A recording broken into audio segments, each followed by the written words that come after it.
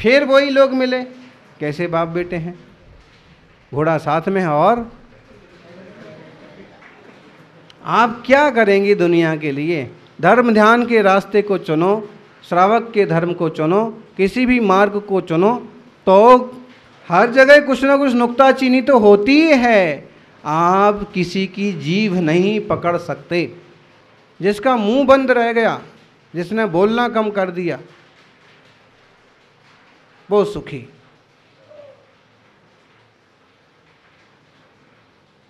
दुनिया की गारंटी हमारी नहीं है, हमारी गारंटी हमारी है। जितनी समझ पैदा हो तो साधना के मार्ग पर चलने का आनंद है। और अगर जीव के लिए, जीव कांड में एक आकार बताया है। जीव का आकार कैसा बताया है? खुरपा के आकार के। वहाँ खुरपा ही शब्द है, खोरुपे, खुरपा, खुरापात करती रहती। इसलिए जीव को जीतें तो जीवन मंगलमय बने, अच्छा होगा। हम आचार्य श्री गुणधर स्वामी ना, गुणभद्र स्वामी की एक श्लोक को देखें।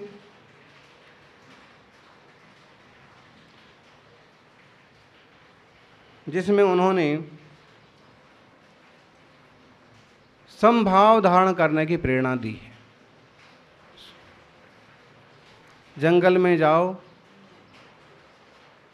नदी किनारे जाओ, मंदिर में बैठ जाओ, कहीं भी बैठ जाओ, लेकिन जहाँ शांति हो वो सबसे अच्छा साधना स्थान कहलाता है। और अगर चित्त शांत ना हो तो फिर भाई मुश्किल है। तत्कृत्यं किमिहेन्दनैरिबुधनै रासाग्निसन्धुक्षणै सम्बन्धेन किमंग सस्वदशुभै सम्बन्धिभिर्बन्धुभिः किं मोहाहि महाबिलेन सदृशा देहेन गेहेन वा देहिन्या हि सुखाय ते समममुं मांगह प्रमादम मुधः।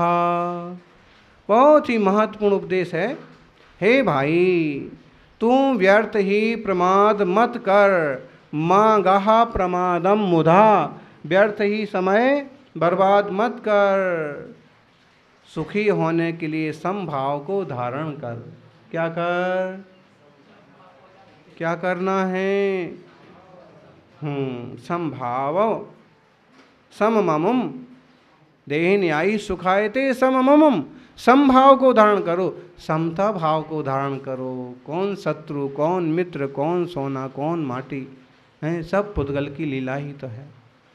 समभाव को धारण कर। आशा रूपी अग्नि को प्रज्वलित करने के लिए ईंधन के समान धन से तुझे क्या फायदा?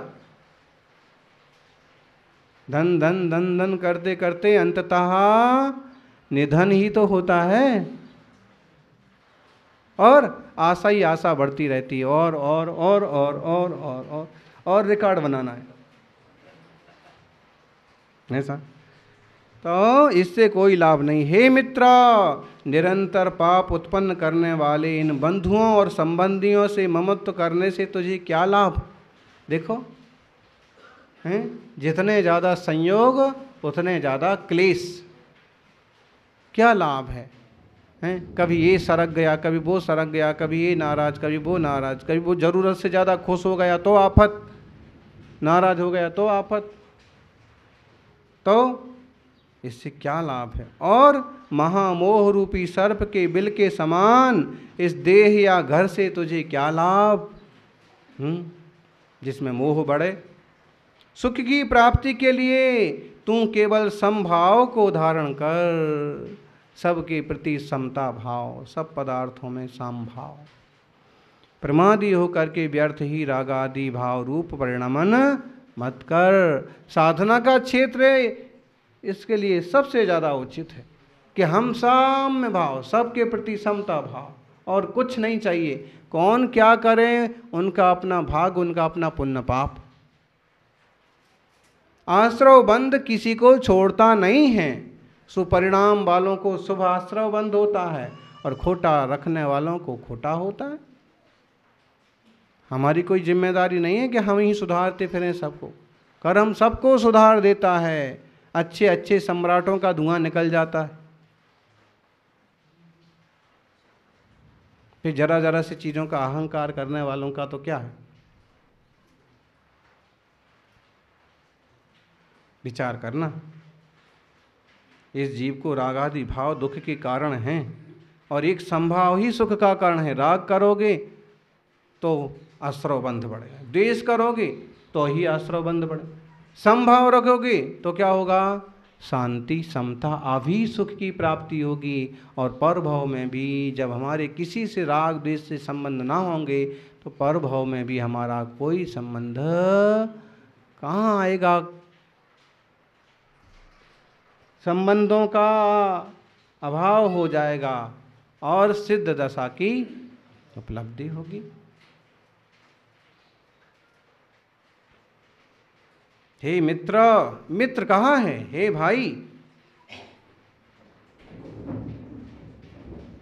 ये परिवार संबंधी सब दुख के कारण हैं। तू सुख चाहता है तो प्रमाद मत कर, हर हाल में समता भाव धारण कर। कोई गालियां दे गया तो भी शांति रख, और कोई माला पहना गया है, सम्मान कर गया है, गीत गा गया है तो भी शांति रख। कोई बहुत अनुकूल है तो भी बहुत उछल मत, और कोई कितना प्रतिकूल हो जाए तो भी धैर्य रख, क्योंकि अनुकूलता प्रतिकूलता संयोग वियोग इसी का नाम संसार है। बोलो, आपको 1 करोड़ मिलेंगे तो आप क्या करोगे? और आपको मिलेंगे तो आप क्या करोगे? शोरूम बड़ा करोगे, ये नया खोल लेंगे। फिर देखो, अक्सर कर ये उत्तर होगा कि मुझे 1 लाख मिल जाएंगे, 1 करोड़ मिल जाएंगे तो मैं, जो थोड़ी धर्म बुद्धि वाला होगा तो धर्म में लगाऊंगा, ऐसा कुछ करूंगा, नहीं तो व्यापार बढ़ाऊंगा, फिर सुख से रहूंगा। अंत में क्या आएगा? ये सब करके सुख से रहूंगा।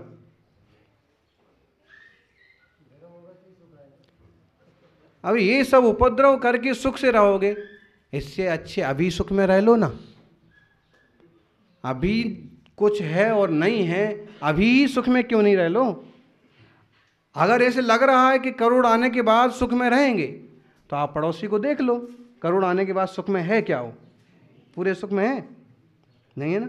इसका मतलब उदाहरण हमारे पास है कि करोड़ आ जाएं कि 10 करोड़ आ जाएं तो भी उससे सुख नहीं आता है। सुख आता है कि वो सादा थोड़ी सी कमाई कर रहा है लेकिन परिवार संतुष्ट है, धर्म ध्यान में चित्त लगता है, थोड़ा सुबह शाम बैठ के स्वाध्याय कर लेता है और अपने में मस्त है। वह भी तो सुख है ना, उसे क्यों नहीं सुख समझते हो?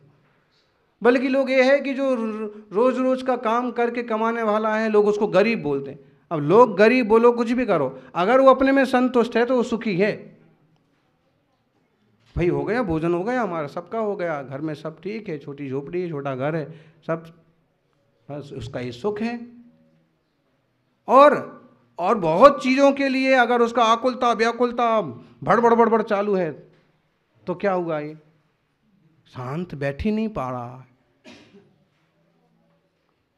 कौन धर्म, कौन भगवान, कौन गुरु महाराज? अभी मेरी दुकान का टाइम है, ये हाल होता है। तो वो जीव भी भाग्यशाली है, संपत्ति भले उसके पास बहुत ना हो, लेकिन अगर धर्म ध्यान आदि में उसका उपयोग लग रहा है और तत् अनुकूल उसके पास थोड़ी बहुत लौकिक व्यवस्थाएं हैं, वो भी सुखी है। सुख बाहर की वस्तुओं पर ही पूरा निर्भर नहीं करता है, सुख निर्भर करता है अपने परिणामों पर, अपनी सहजता पर। ठीक है, अच्छा है। आदावेव महाबलैरविचलम् पट्टेन बद्धा स्वयं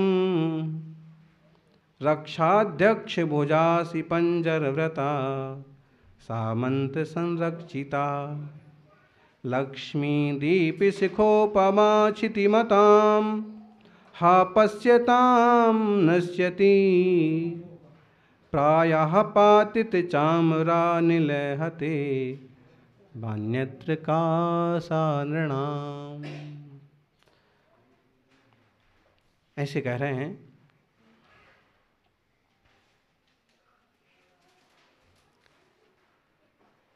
राजा के दोनों तरफ चामर ढोरे जा रहे हैं, दोनों तरफ चमर ढुराने वाले लोग, सुंदरियां चमर ढुरा रही हैं। अपार जनसमूह है, मंत्री सेनापति सब अपनी जगह पर बैठे हुए हैं। बड़ा सारा राज्य है और ऐसे राज्य की राज संपत्ति भी देखते देखते बिजली के झमाके के समान गायब हो जाती। उदाहरण बता सकते हो? उदाहरण बता सकते हो?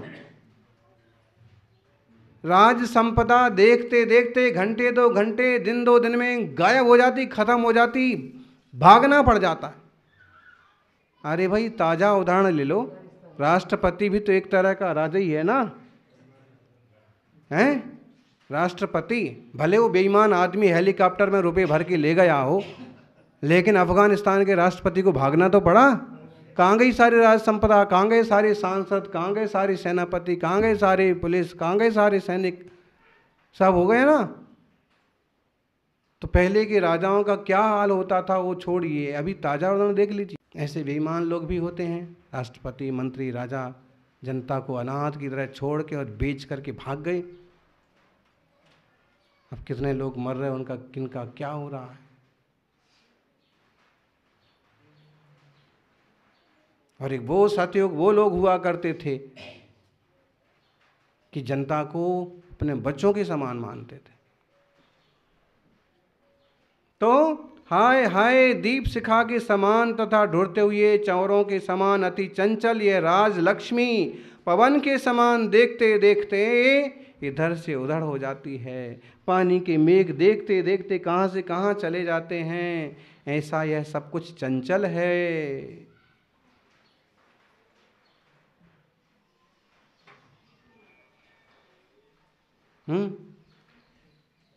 पट्टा बांधा जाता है राज्य का, मंत्री पद की शपथ होती है, लेकिन वो सब स्थिर रह पाता है?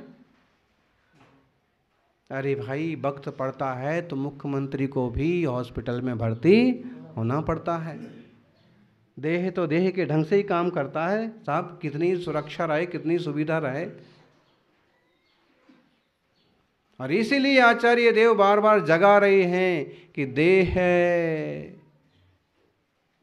प्रपंचों में ज्यादा उलझना नहीं।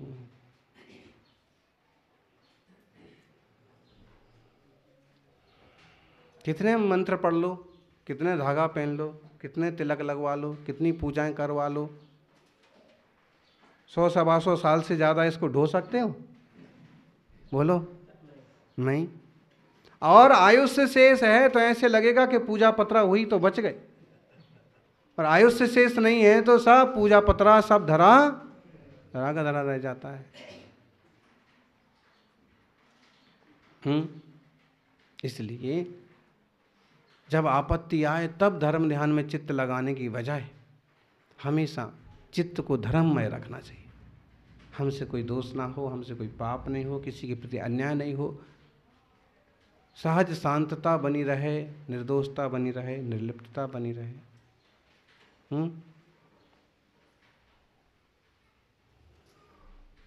एक पुराना उदाहरण आता है काशी कौशल नरेश का, कि राजा कैसे होते थे। काशी नरेश उस समय बड़े आवेश में थे और कौशल नरेश को जीतना चाहते थे। कौशल मतलब समझ लीजिए अयोध्या का राज, काशी मतलब समझ लीजिए बनारस का राज। वो अपने अपने एक छोटे प्रदेश थे एक ज़माने में, और अनेक बार आक्रमण किया लेकिन जीते नहीं। एक बार ऐसा ज़बरदस्त हमला किया कि ज़बरदस्त युद्ध हुआ, कौशल नरेश को अपने प्राण बचा के भागना पड़ा, प्राण बचा करके। चूँकि राजा पीठ नहीं दिखाते हैं, लेकिन वैसा वक्त पड़ गया। काशी नरेश ने कौशल पर कब्जा कर लिया, राज सिंहासन पर बैठ गए। उनके अपने चापलूस लोग वाहवाही करने लगे, लेकिन जनता कभी भी उसका जयकारा नहीं करती, किसी भी ढंग से उसका सम्मान नहीं करती। वो भी एक सहृदय ही था राजा, लेकिन कौशल के राजा जैसा नहीं था। तो उसने अन्याय करने की बजाय लोगों से पूछा कि ऐसा क्यों? तो लोगों ने कहा कि जो वो थे वो आप नहीं हैं, जो उनका सोच, उनकी प्रजा के प्रति वात्सल्य था। तो भी राजा ने कहा राजा तो अब हम हैं, सब लाइन पर आ जाओगे। और फिर एक ऐसा विचार आया कि जब वो राजा ही ना रहेगा, कहाँ हैं जो खोज करके लाएगा उसे मुंह मांगा पुरस्कार दिया जाएगा। कोई खोज के नहीं ला पाया, और जो लोग जानते भी थे वो ये विचार करते थे कि जिनने हमें जीवन में इतना सुख मान सम्मान दिया, उनके लिए हम ऐसी गद्दारी और बेईमानी नहीं करेंगे। एक बार एक राहगीर आया और जंगल में कौशल नरेश, लंबी दाढ़ी हो गई थी एकदम, जब सुख संपत्ति के साधन कम हो जाते हैं तो हालत भी देखने जैसी हो जाती। तो उसने ऐसे ही पूछ लिया कि कौशल का रास्ता किधर जाता है? तो उनने कहा कि भाई कौशल में काम क्या है? तो वहाँ के राजा बहुत उदार हैं और मुझ पर बहुत बड़ी आपत्ति आई है, अगर मैं उनके पास जाऊँगा तो मुझे सहयोग मिलेगा और मेरा जीवन अच्छा हो जाएगा। तो उनको पता है ना कि कौशल का राज तो भ्रष्ट हो गया और काशी का राजा वहाँ पर बैठा है। तो उन्होंने कहा कि भाई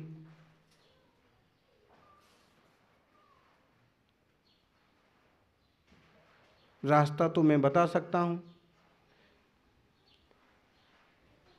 उसने कहा बहुत कृपा होगी, बहुत बड़ी आपत्ति में हूँ, बहुत तकलीफ में हूँ, अगर मेरी समस्या निपट जाएगी तो मैं आपका बहुत धन्यवाद करूँगा। वो राजा खुद, जो अभी तक किसी से नहीं पकड़े गए, उस आदमी के साथ चल दिए। जब वहाँ दरबार में पहुँचते कुछ पुराने लोगों ने पहचान लिया कि ये हमारे राजा हैं, और फिर भी शांत बैठे रहे। और जब राजा काशी के सामने पहुँचे तो उस आदमी ने जो साथ में था वो कुछ मांगता तो काशी नरेश को जो देने वाले थोड़ी न। तो कौशल नरेश ने कहा कि देखो मैं कौशल नरेश हूँ और ये आदमी बहुत दुख दुविधा में है, इसको जो चाहिए वो आप प्रदान कर दो और मुझे मेरे साथ आपको जो करना है वो करो। ऐसे उदार हृदय राजा भी होते थे, और ऐसे उदार हृदय सबको होना चाहिए, सहज होना चाहिए, सहयोगी होना चाहिए। बाकी तो सब यहाँ का यहाँ रह जाना है। जय बोलिए 24 तीर्थंकर भगवान की।